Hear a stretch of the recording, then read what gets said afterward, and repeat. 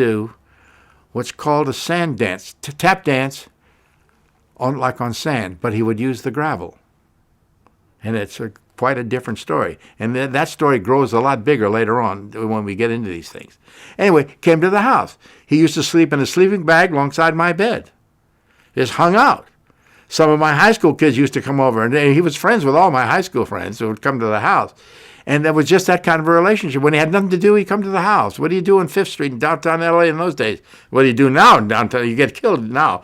But at any rate,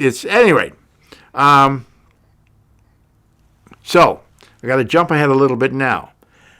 When they started to go on the road, and I started to go on the road with them, the first job that I went was scheduled to go into Las Vegas. I was kind of looking forward to that. I'd never been in Las Vegas, only once when I was very young, meet a neighbor who I used to live next door to. They were talking about this and that, and the three of them, Sam, Sr., and Will, and Sammy, called me into the room and told me that I couldn't go. I got very irate at them for that.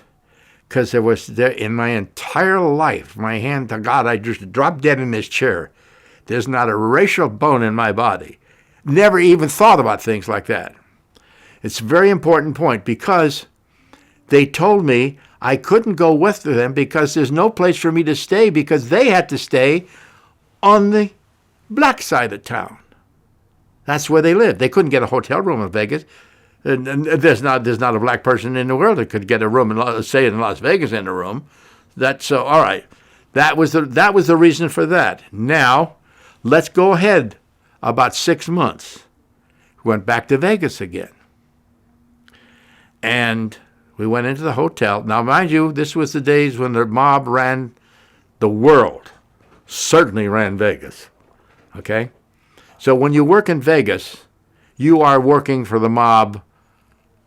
One of their strings, you're the guy that does this, you're the guy that, anyway, you become affiliated, not sworn in and all that, but become affiliated with the mob people.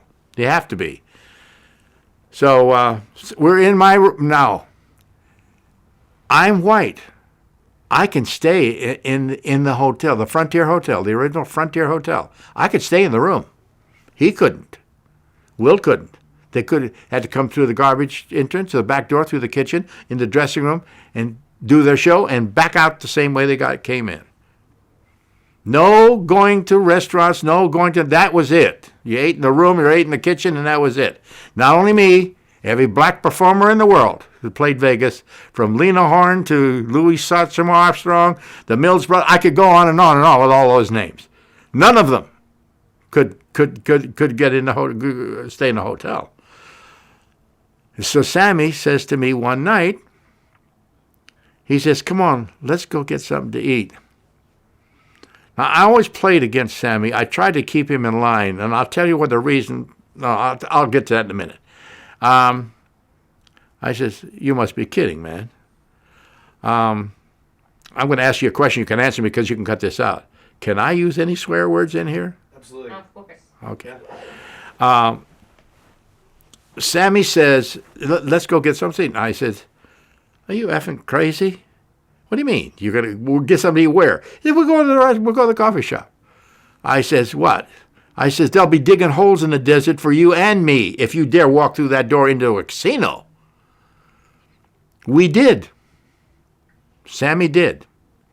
You have to remember something I may have told you earlier. Sammy would always push it because he wanted nothing but to be equal. You heard me tell you that earlier. That was his credo, for the lack of another word.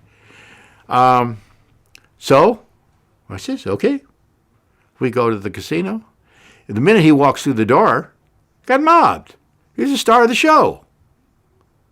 You know? We never did, by the way, get to the coffee shop. Because so many people come over, sign an autograph. He had a scratchy thing, was terrible signature. I mean, horrible.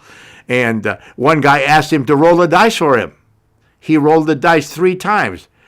Black man rolling dice for a white guy in a casino in Las Vegas, Nevada. No, you're going to die.